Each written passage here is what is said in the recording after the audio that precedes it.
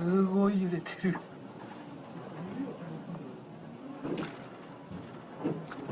うわすごい。あ、人が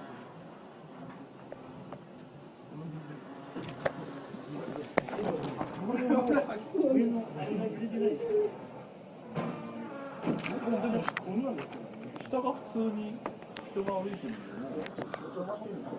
ちょっと見てるとなんか怖くなってきて。うわすごい。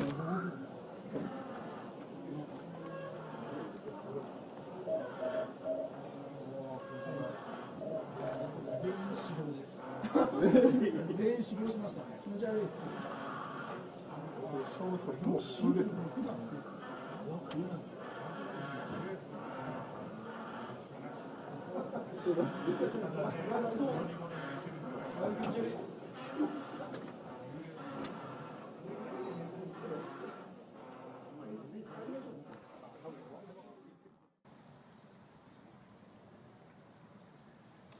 And the ground is just swaying right now. I don't know if you can see this on video. The crack is getting bigger and smaller, going back and forth.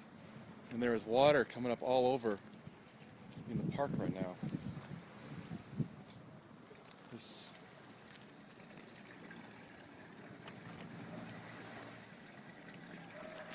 crack is just moving.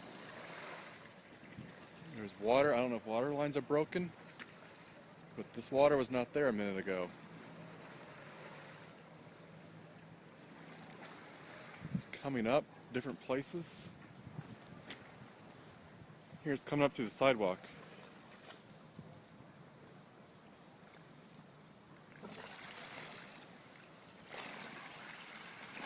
The buildings were making a racket.